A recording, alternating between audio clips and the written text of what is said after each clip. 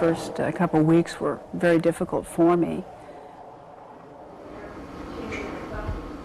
It's still hard to think that that Bob's not going to be in the house. Bob and Nancy Irsay were married for 7.5 years. The last 14 months were spent in and out of hospitals after Bob suffered a massive stroke. He was terribly sick and defenseless and really needed to be protected. It's been a year of, I think, a year of triumph in some ways, because my husband really had so much character and courage his last year. I'm so proud of Bob. Nancy shared with News 8 an exclusive look at their private wedding. At 38 years old, this was Nancy's first marriage. At 66, Bob's second. His divorce was finalized in 1988. People think, well, he got up one day, walked out of the house, and walked across the street and married me. That's not how it happened. I think their divorce, I think, started in 84, 85. And he was definitely seeing other people at that time. This union of strong-willed adults based on respect contained some friction. Nancy valuing solitude and Bob attracted to crowds. They even took friends along on their honeymoon. He was the type of person that really always had to have a lot of people around him. He just felt comfortable with that. The Irsays traveled extensively, and Colt's highlight moments were also theirs, like when Steve Entman returned a 90-yard interception for the winning touchdown over the undefeated Dolphins. We'd have our arguments and our disagreements like anybody else. And because Bob owned an NFL football team, whoa, you didn't want to contradict him too much. His locker room tirades, sideline supervision, and drinking were widely reported. I think that was a definitely an inflated image of him. I think he was shy. He was going to do what he wanted to do. It was his life. We were a husband and wife, and I would try and do whatever I could for him, but he had to make his own decisions. So I wasn't the kind of wife that was going, oh, you're not having another drink. Oh, what are you doing that for? Because if you make a big issue out of it, it becomes worse. 7 months into the medical battle, Bob threw a surprise party for Nancy. And I'm glad he did do it, because it turned out it was our last wedding anniversary. I just feel so good about him, and I feel so good about us. I think at least now I have a sense of peace. I have a really comfortable feeling about the marriage, that it was very, very strong.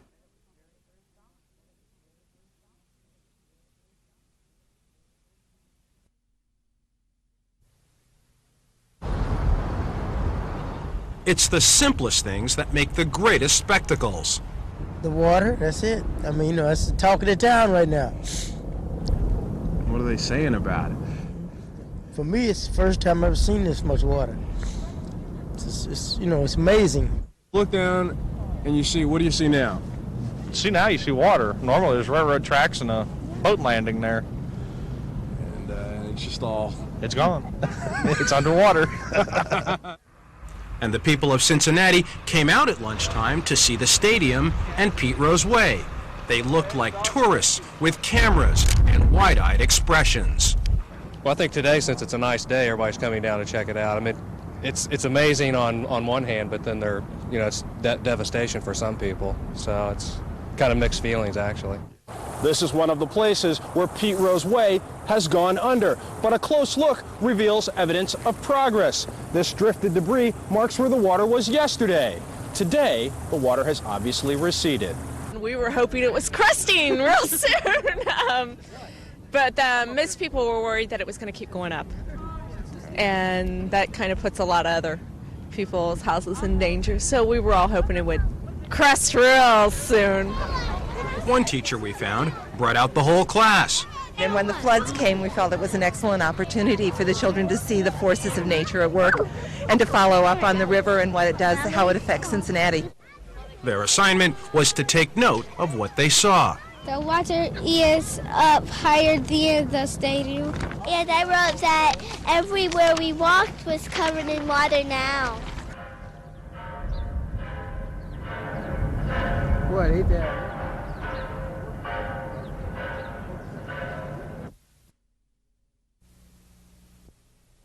Driving for Pennzoil in car 21. It seemed either blind optimism or the voice of experience. Different fans had different ways of waiting through the morning rain delay at the Speedway. I'm programming a scanner so we can listen to the drivers if it ever clears up and we can see a race. Rick Bernardi's first trip to see the race was in 1963. Yeah, we left pretty early this morning, and it rained the whole way in. So it really didn't stop until about an hour or two ago. Yeah, we both had aces in that game. But in the end, fans started to realize a dry 500 just wasn't in the cards today. We've been kind of waiting on this rain to change before we're just playing cards and killing time now. We really don't care whether they run the race or not, if you know the truth. Yes, but, we do. But it's going to clear up here. We're going to have a great race, and CART will be back next year, and it'll be a little better show, so we're looking forward to it. We didn't want this to happen, but we'll be here. We're here Monday if it gets rained out today, but I think that we can get at least half the race in today. Fans saw a parade and an air show, but that's about all. Mother Nature beat the teams to the green flag, triggering the wettest spectacle in racing. If it doesn't go, then it doesn't go. Come back tomorrow. And I won't be here tomorrow, but I'm going to have a good time as I can today.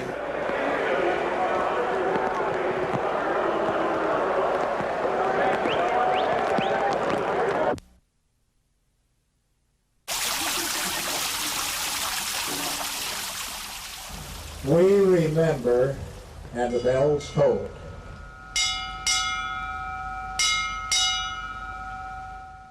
It's been 52 years. Reason! Horse! Yet survivors and family members continue to reunite and remember.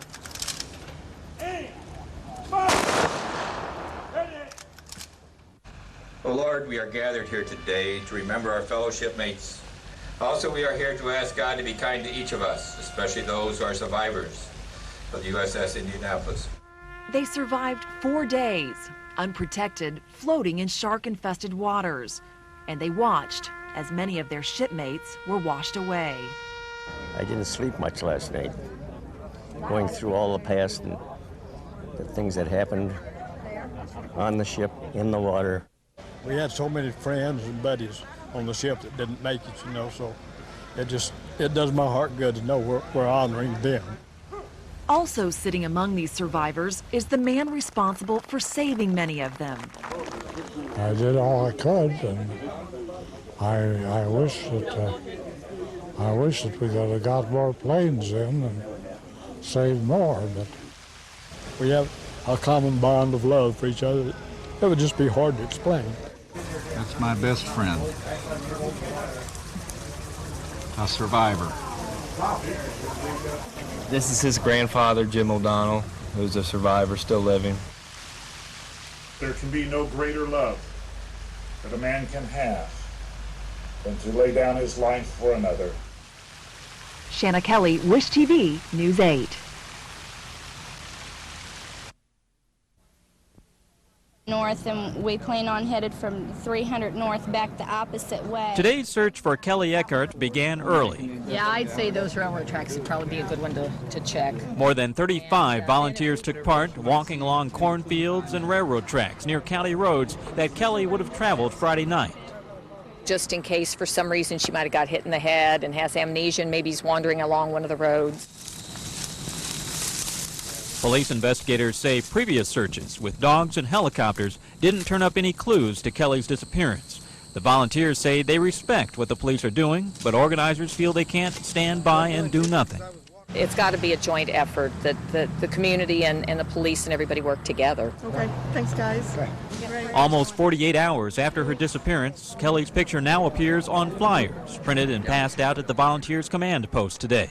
Kelly Eckhart's friends describe her as a no-nonsense student at Franklin College.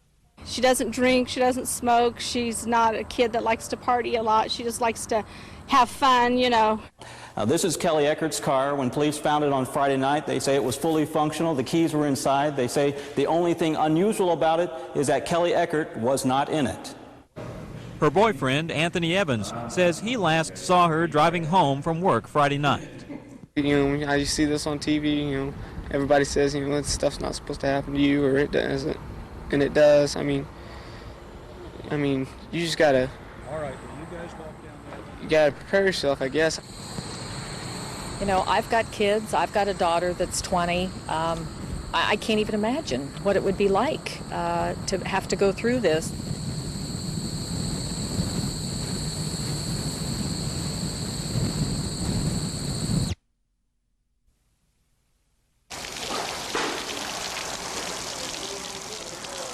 Water and suds, and this is Swansea's Auto Laundry on a busy, sunny day.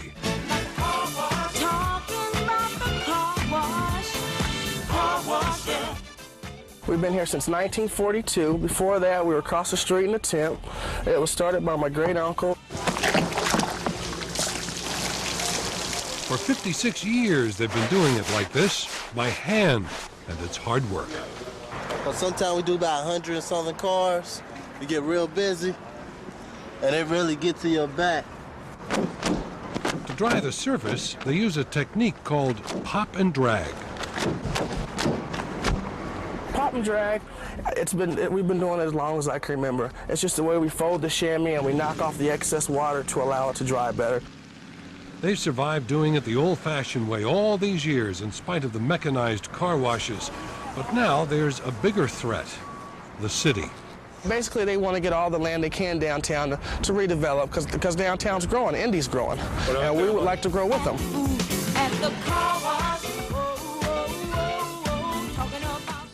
An old car wash may not seem like much on a city plan, but to Andrew Sheffield, it represents several generations of his family's sweat and hard work, and it would not be easy to watch that go down the drain. Bye-bye. I'm Ray Rice, Wish TV News 8 with Indiana's Own.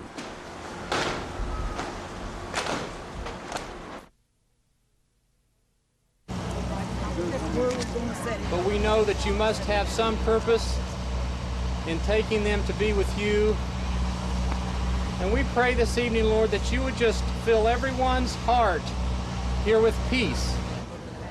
Many here on this night didn't know Angie Lofton or her two kids, but they know she died in fear, trying to protect her children from smoke and fire. I'm a single mother, and my children are 4 and 7, and it's kind of, it hurts to know that a lady had to go to this extent. So candles now symbolize the lives that are gone. A vigil for a young mother, just 19 years old, and her 2 children under 2. They died together, huddled in a shower with the water running, while flames blocked escape. Angie was a good, loving mother. She had a rough life, yes, but them babies didn't deserve this. I'm there with her father. Those gathered feel it's unfair, unjust, God's will, or even a fated destiny. And while they may disagree about why it happened, they somehow find comfort by coming together. I want everybody to know out there that we really do appreciate this. Everybody, I mean, this is incredible. And to know this many people really care. My sister would have really been proud. I mean, this is just the outpouring of love here. It's just unreal.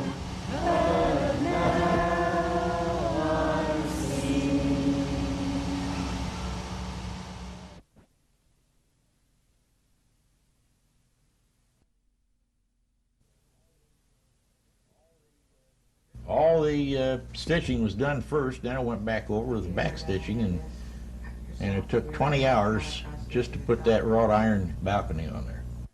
This is work of incredible detail called counted cross-stitching. Each stitch matches the holes in the weave of the fabric. They are counted by the inch, in this case 18 to the inch. The kind of thing a woman would do, right? Wrong. Meet Jim Downard. There are a few men that do it, but everybody that I talk to, for instance, yarn shops or anything like that, that's acquainted with people that do this, said that a man does a much better job of cross-stitching than a woman does. Of course. Naturally. And take a look at this nativity scene in metallic thread, more than 1,400 hours spread over 9 months. A lady from the Indianapolis Art Museum came out, and she appraised that, and I was amazed at the price she put on it. She appraised it for $2,500. So it does pay to do this once in a while. His wife tried it 15 years ago but didn't like it. That's when Jim started and found he couldn't stop. And actually, I'm proud to say that I'm an addict, and I'm hooked on the needle. Oh, yeah. Oh, yeah. And I cannot put it down. And sometimes I'll put in maybe 12, 14, 16 hours a day. Straight, just go right straight through. Through the years, Jim Downard has crafted more than 100 scenes, each one the same way, one stitch at a time. I'm Ray Rice, Wish TV News 8 with Indiana's Own.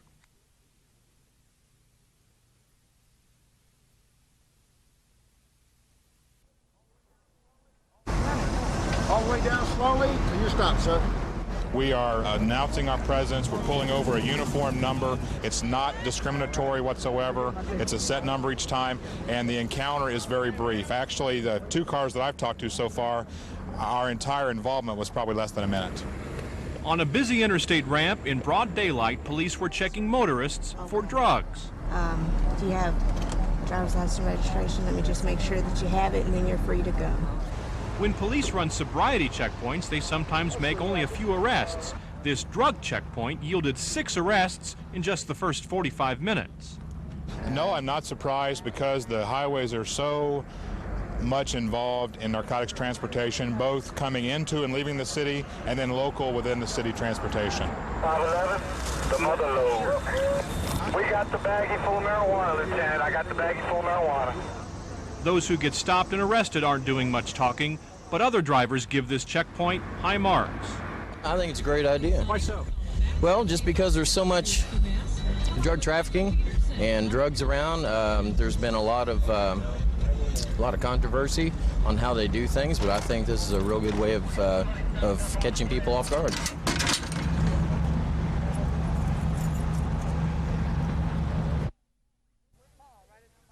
Small, right? It's small. My mom and dad are probably the greatest parents I could ever have. Okay, Kev, go. Kevin Chesterfield is 13. Good. Oh. 13 years ago, he was adopted. I think it's great. You know, for me, I would have been living who knows where, and now I'm with a family I really appreciate. We've always told him he was special. He was brought to us, and we were meant to be together. Today, hundreds of hand-picked families have come together to celebrate. Most of these people were in tears or on the verge of tears when they first came to see us because they were so desperate to have a child. They'd been through the disappointments and the heartache of infertility, and to see them as families, I mean, this is their dream come true. Wow. It's quite an emotional thing to hear kids or people talk about having their children or watching their children growing up and knowing that you want a child so badly and you just can't have one. Believe it or not, 13 years ago, this now very large celebration of family was nothing more than a backyard barbecue. And since then, it's just kept growing and growing. It's a great chance for everybody to get together and share experiences and you know, revisit their adoption experiences. We love to come and celebrate the happiness that all the families have experienced just as we have, because it's changed our lives. Now hold it up in the air. It's changed all of their lives. The smiles on their faces and the love in their hearts are proof of that. Each one of these kids could have been an abortion statistic. It's because their birth mother made a very loving and courageous decision that these kids have a chance to have a future. In Indianapolis, Shanna Kelly, Wish TV, News 8. Two lovely elephants come together, their hearts to be joined as one. Woo-hoo.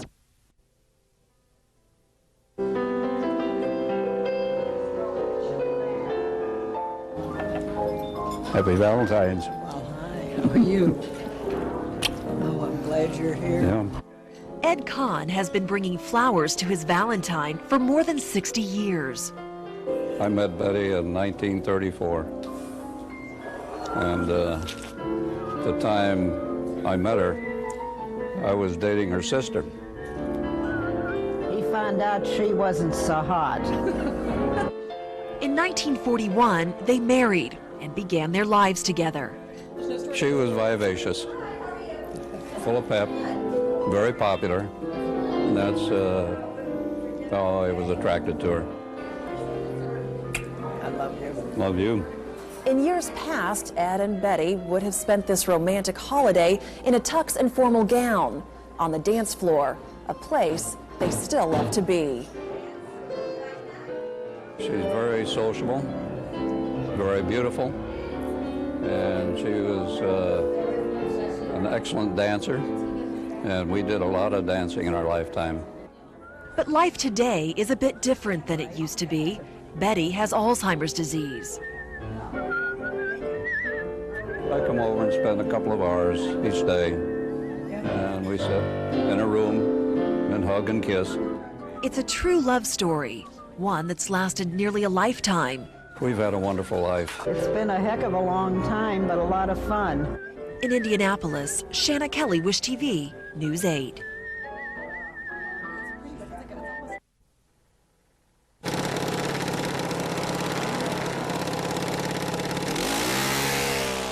The NHRA Hot Rod Nationals, with one difference. They're kids. Kids who will streak down the eighth of a mile track at up to 80 miles an hour. Kids like 13-year-old Randy Lynn Shipp and her 10-year-old brother Joey. I want to drive a top fuel dragster when I'm 18. Really? He wants a funny car. Do you? Why? And I like to drive a pro stock truck. And I want a pro stock truck. Randy Lynn was the third-rated junior driver in the country in 1994 and second-rated in 97. While Joey was rated number 5 last year, he was also the track champion at Indianapolis Raceway Park. And both take after their dad, who used to drive. Yes, he used to run Super Pro, but we did so much with the kids and stuff, it got kind of hectic, so we told him to sell his, and we'll just do the kids now. The NHRA Junior Drags has drawn 900 drivers from coast to coast, 900 drivers from 8 to 18, with their eyes on the prize. Each winner in each of those categories will receive a $5,000 scholarship when he or she go on to education after high school. $114,000 in scholarships in total up for this weekend. This is practice, a chance to tune up for the weekend, when Randy and Joey and all the rest will show you what they can do. I'm Ray Rice, Wish TV News 8, with Indiana's Own. Here we go. Joey and Randy Lynn. Looks like Randy Lynn's going to spank him again. Left-hand lane, Randy Lynn.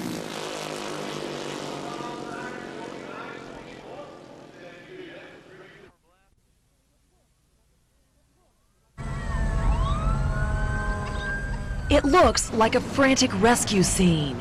How far out was it? There were about 4 people fishing. Witnesses. Right straight out this way? Family members. 20 minutes Stand up here, and this gentleman up here is going to have information. And divers preparing to search for 4 drowning victims. Team 2 will be assigned to this location. But on this day, the victims are dummies. Rescue teams from Franklin, Greenwood, and Fishers are taking part in a mock drowning exercise.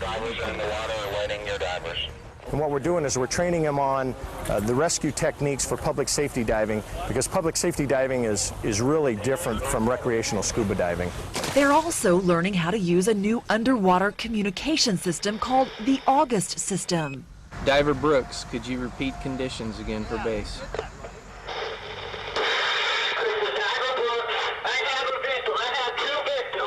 In most of these lakes in this area, it's a blackout dive. So when the divers hit the bottom, they can't see. You're on the bottom by yourself, you're searching along, it's a real lonely world down there. And, you know, it's just you and the fish and whatever else is down there. So it just kind of makes you feel like there's somebody next to you the whole time you're down there. Both divers surface and come to the shore. Do you copy? Real weird to be down there by yourself, but like with this, you feel like you're connected with the land and your team leaders, and if you have an emergency, you could convey that to the land, and they would be able to get you out more quickly. Overall, the first part you've done very, very well. In Franklin, Shanna Kelly, Wish TV, News 8.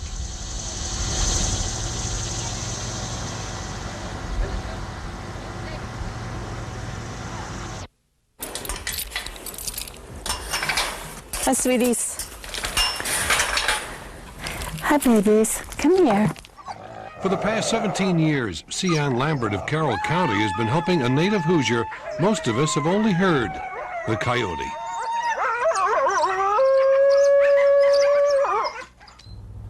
Today, she has 14 of them, which she will take care of and protect for the rest of their lives. All of my coyotes here are rescue coyotes. I got them either when they were orphaned or injured puppies. Just last week, I got one from South Bend. Coyotes raised from puppies are unable to survive on their own. For one thing, if set free, they would seek out a human habitat where they might harm a domestic animal or get themselves shot. Well, this is really wonderful that you do this. You obviously love coyotes. Yes, I do. Yes, I do. They're such interesting animals. I mean, this one coyote could eat 10,000 mice in a year. That's not something the mice like to hear, I'm sure. You're right. Keeping any wild animal confined is against the law in Indiana, but Cian Lambert is licensed by the Department of Natural Resources as a coyote rescuer. These are not pets. Even though they look very friendly to me, I did hand raise them, but still I have been bitten by them. No, they are not pets, but these guys are lucky to have a good friend in Cian Lambert. I'm Ray Rice, Wish TV News 8 with Indiana's Own.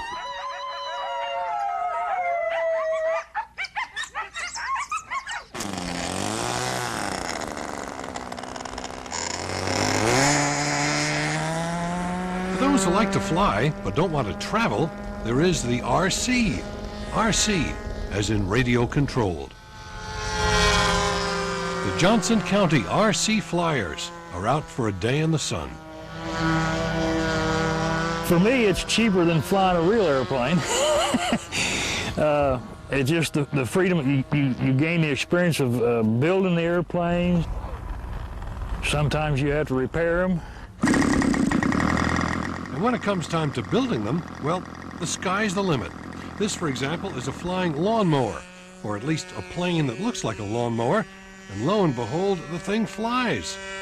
It was made by Connie Moore, who wanted something different. Is it tough to fly? In the wind it is. It's a little touchy. It wants to roll a lot. It doesn't look like it would fly at all. No wings or anything? Well, they tell me as long as you put a big enough engine on it, it's going to fly. Really? Yeah. What kind of an engine do you have on there? It's got an HP 61. It's a 2-cycle. Oh, did you ever make anything else unusual? I have a Snoopy's Magic Carpet. A what? Snoopy's Magic Carpet. Yeah, Snoopy. Some styrofoam, a little wood and paint, and a small engine. And there he goes. Snoopy and the flying lawnmower and all the others will soon come back to Earth to wait another day when they can do it all over again. I'm Ray Rice, Wish TV News 8 with Indiana's Own.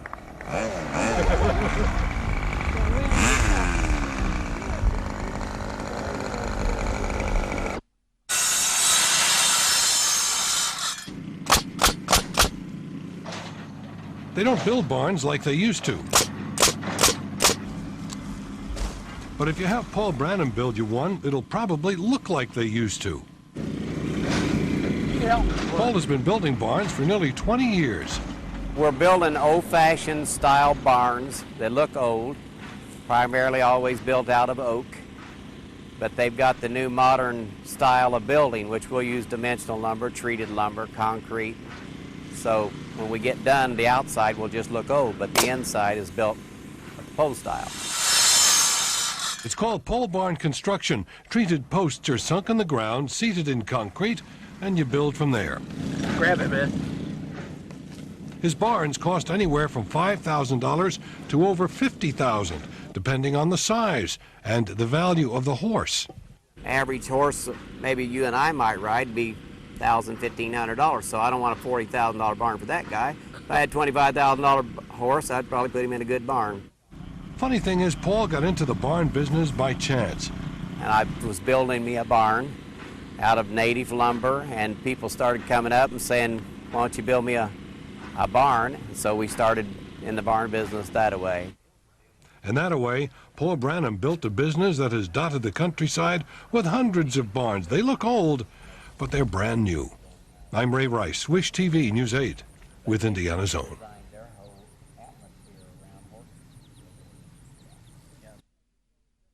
Well, you see, they got a picture of her sitting in the church, too. These cameramen, they all live right there in Lebanon. Gene Pritchard bought an old scrapbook at an auction a few years ago, a scrapbook with political connections.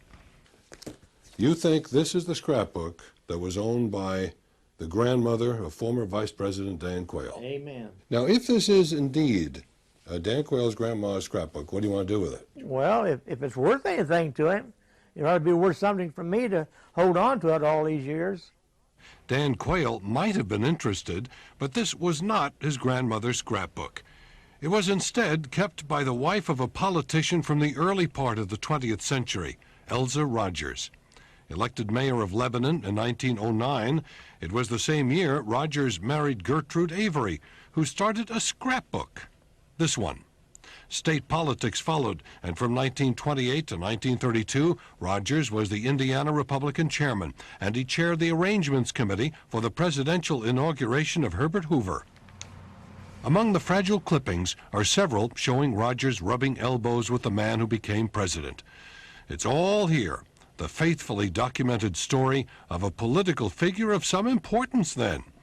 The last entry in the scrapbook was his obituary, March 1949. Through the years, his widow would have occasionally thumbed these pages, remembering, until she died about 7 years ago, and the scrapbook wound up in an auction. The life of one Elza Rogers that went for the highest bid of $25. I'm Ray Rice, Wish TV News 8, with Indiana's Own.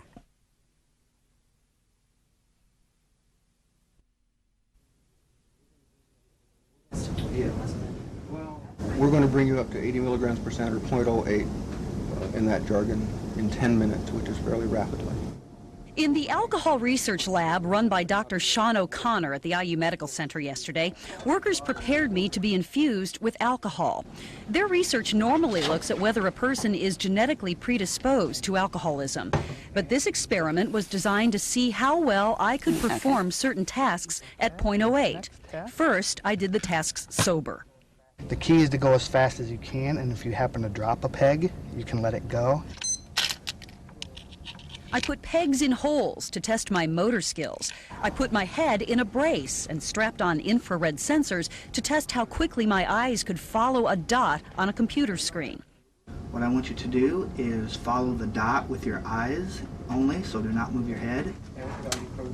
Then out came the alcohol from 2 bottles through a machine that controlled the dose and into my bloodstream. After about 10 minutes and a battery of breathalyzer tests, I hit 0.08. I feel quite drunk. Yeah. If you couldn't tell that immediately from the looks I was giving the researchers, you could quickly tell from my second performance on those tests. The pegboard took me 8 seconds longer at 0.08 than sober. Your times were slower, and you did drop 1, which you did not do on the baseline block. And I flunked the eye movement tests, too. This is the graph of time and brain exposure to alcohol. Explaining the results this morning, O'Connor said one of those tests in particular measures a skill specifically needed for safe driving. This is the test I think that's very relevant to driving, because the analog would be you're driving down the road and a squirrel runs across, and if he reflexes to swerve, but there's oncoming traffic, and if you did that, somebody would get hurt. At 0.08, my ability to react to movement in front of me was clearly impaired. I'm convinced that I wouldn't want to be on the road. I wouldn't want you to be on the road the way you were performing yesterday at 0.08. I think you'd be dangerous to me. It's results like these that convince O'Connor that what he sees in the lab should become the rule of the road.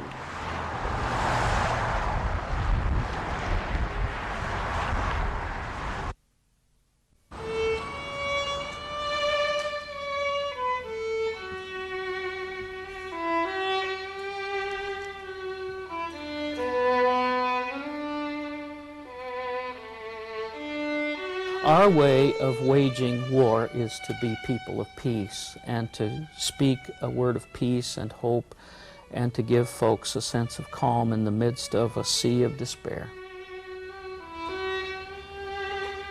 The psalmist has it right when he reminds us that hope comes not in ourselves, not in our might, not in our wisdom, but only in our God.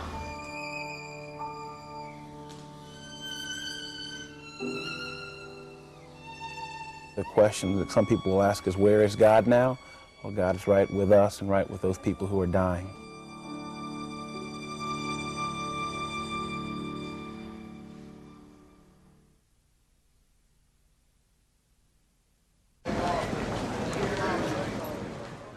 The public's going to see what's going on. The idea is to demonstrate how serious the government really is about airport security. Part of that idea is to show up and stand by. And also make the American citizens be aware of what's going on and feel secure doing the travel and coming over here to the airport and take the travel to different destinations. Several armed guard members watch while passengers line up at the metal detectors. They are available to step in if a dispute develops between a security guard and someone going through the checkpoint. The National Guard won't go into specifics, but each member went through days of training, and that didn't just include basic security skills. The National Guard spent several hours working with officials from the Federal Aviation Administration, helping further define their mission. Like we said, National Guard, we always prepare for different kind of missions. You know, we've been trained for by the best, and hopefully we'll be able to do this job completely and to the satisfaction to the governor and the President of the United States. Much of what this mission does is grabs your attention. The military now has a very visible role keeping the peace in a commercial airport. Well, I think they need some sort of increased security, really. Regardless with that, or it's increased in FAA specialist or what? If they think so, you know, I'm not sure that's the best thing that we could be using, you know, your forces for.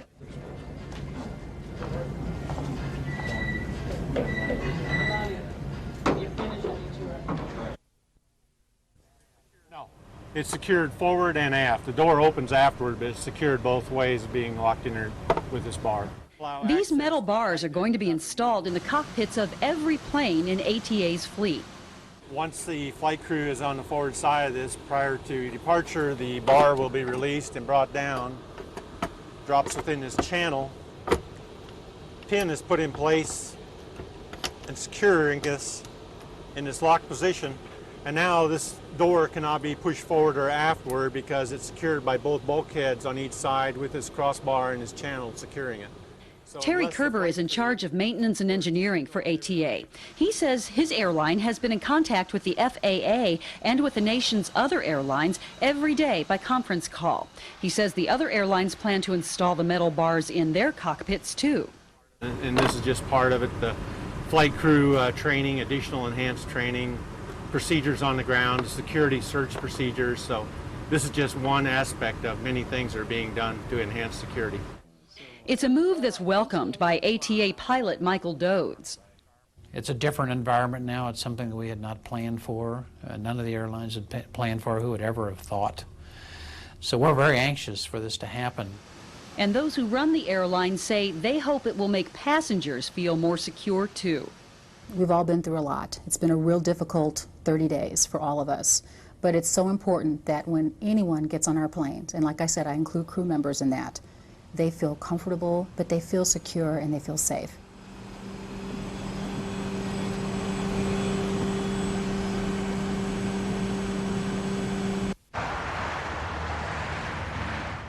About 47 miles an hour. It's a cluster of 4 of them, bumper to bumper, the left-hand lane. Sergeant Valerie Cunningham of the Indianapolis Police Department documents the habits of drivers who cruise up and down Meridian Street every day at well above the posted speed. It was up to 49 miles an hour northbound. Commuters from the north end of town using Meridian to get to work downtown often seem to think of nothing but getting to their final destination, 8 miles an hour over. forgetting they are speeding through someone's neighborhood. Complaints come from the neighborhood association. They live in the area. Like I said, it is their neighborhood. So they're more sensitive to the fact that it occurs on a daily basis. It's terrifying there. People tear through. I think they forget that it's a neighborhood, and they think it's a highway. Elizabeth Krajak attended Monday night's meeting of the Butler-Tarkington Neighborhood Association. The new car that she was in was destroyed when a speeding driver on Meridian collided with her 2 years ago near 49th and Meridian. Speeding drivers are attracting more attention of neighborhood groups. Speeding cars and the running of traffic lights, they say, pose a danger to people living in the neighborhood. There's a lot of concern, I think, about the heavy amount of traffic and especially the speed, running of lights, that type of thing.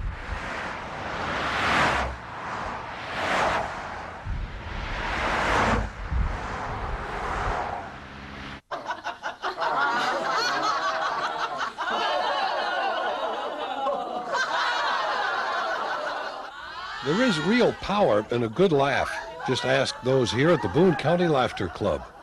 Have you ever wondered what it might be like if penguins were to laugh?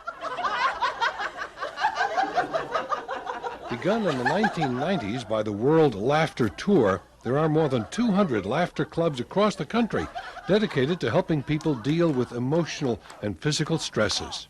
I had a lady come to me the other evening and say, "What's this going to do to help my arthritis pain?"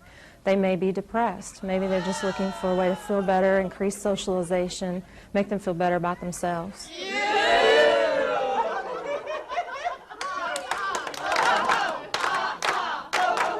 Usually by the time I get here, it's like 7 o'clock and I've worked all day and I have, I'm kind of stressed and a little tired and I think, oh, maybe I won't come. But when I get here, I am just so energized when I leave. I feel great. Okay, 1, 2, 3.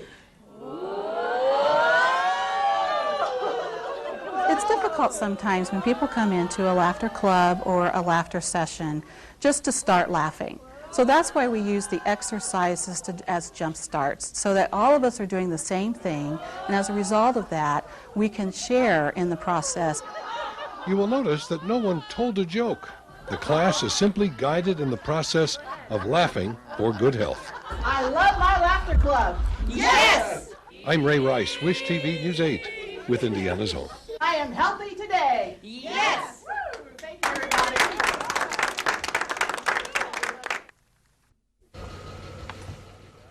My name is Monty Brown. I'm here to catch some crappie today, hopefully. Sunday morning on Lake Monroe.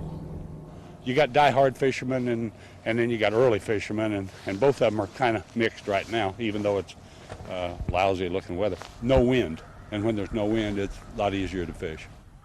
Monty Brown is looking for fish, but he's also got an eye on Indiana's state government money crisis. Brown remembers it wasn't so long ago that all the talk was about Indiana's budget surplus. Not anymore. Everybody was saying, well, we're going to have a lot of money to spend, and now we don't. A lot of us, like myself, on fixed income, we aren't getting as much money in as we expected. Now there doesn't seem to be any choice but to cut spending, and some of those cuts could happen here at Indiana's state parks. Cutting state education dollars is one of the least popular solutions. Some southern Indiana legislators are afraid state parks will be alternative targets. And I've already bought my ramp permits, fishing permits. What happens if they close them? Where's my money going? If nothing's done, Indiana's bottom line is below zero. State officials will need to come up with $400 million to cover the shortfall. Indiana lawmakers couldn't agree on raising taxes last week. Taxpayers like Monty Brown hope the spending cuts that are likely to result won't hurt too much. In Monroe County, Tony Perkins, Wish TV, News 8.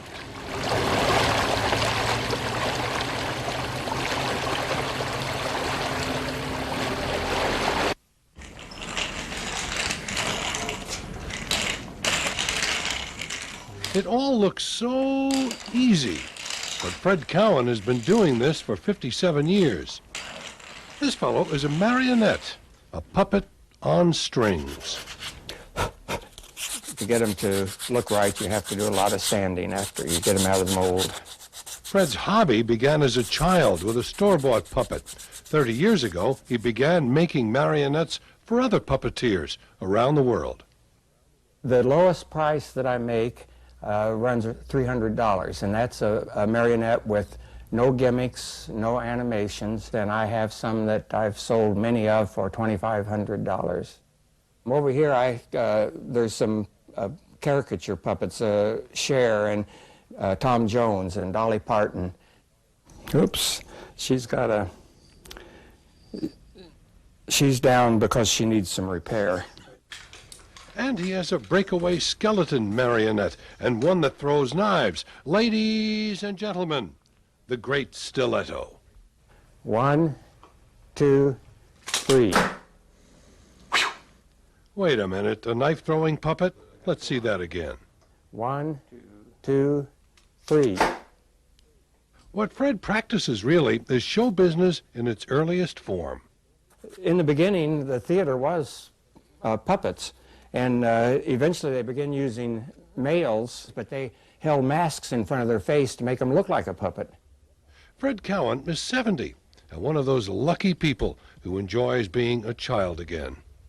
I'm Ray Rice, Wish TV News 8, with Indiana's Own. That's fine. Thank you.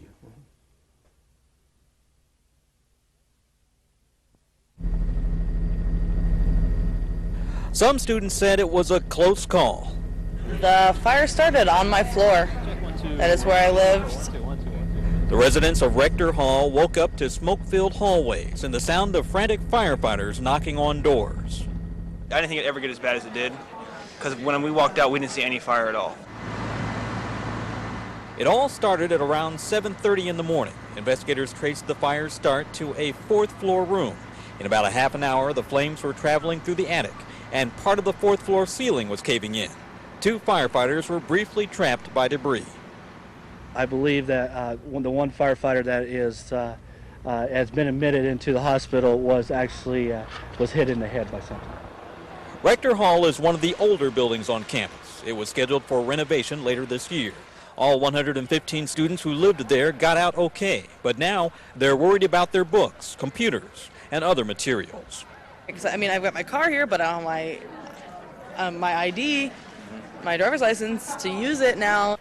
With $1 million estimated damage, it's clear the whole building will need to be replaced someday.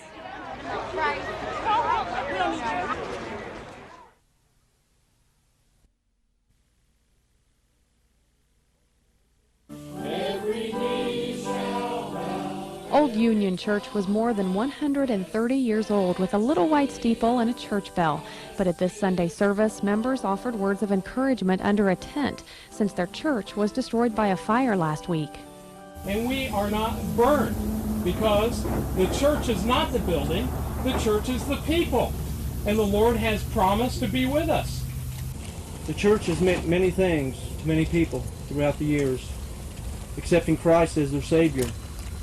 Joy at a wedding, heavy hearts at the funeral of a loved one.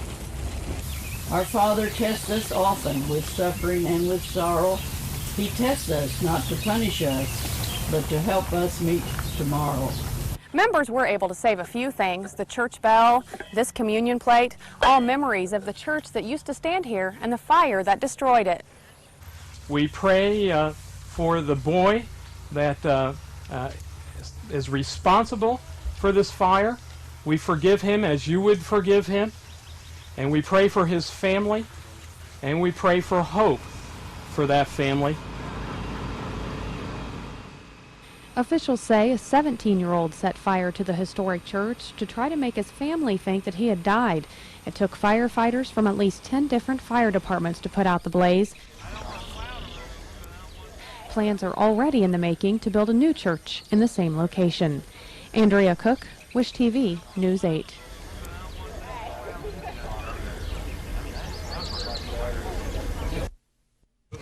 Juniors to the line, please. Juniors 15, 16, and juniors 17, 18 riders to the line. They came from across the Midwest, over 100 participants in all, just to ride. This is the Indiana-Kentucky District Criterium Championship, which criteriums typically are referred to as a short, closed course. This course here today is about 0.6 or 1 kilometer long. Last year, the race was held in Lytton, Indiana. This year, it was moved to Indianapolis, allowing racers greater accessibility. The ages range from 10 to 55. Categories include juniors, masters, even Clydesdales. Yes, Clydesdales, those of a certain weight. What if we sweat too much and we fall under 200 pounds? The course was downtown by the Survive Alive house. Part of the entry fee will be donated to that program. Survive Alive is a program that teaches fire and life safety skills to all ages, but we focus mainly on school-age kids. We're building the new classroom. We're trying to expand our outreach. There are a lot of things we could use, and the money that they donate to us from this event today will help on that. The course and event is new to our city. It was a good course. It's pretty short. There's 4 turns, so you have to accelerate out of those. But it was good. I liked it. I thought it was great. It's a really fast course. Being a triangle, you thought it was going to be really dangerous, but it wasn't. The big sweeping turns, and it swept really well, which is good to keep the debris off the road, and made it for a real fast, exciting course. Most who participated hope this becomes an annual event. Ruth Ann Gordon, Wish TV, News 8.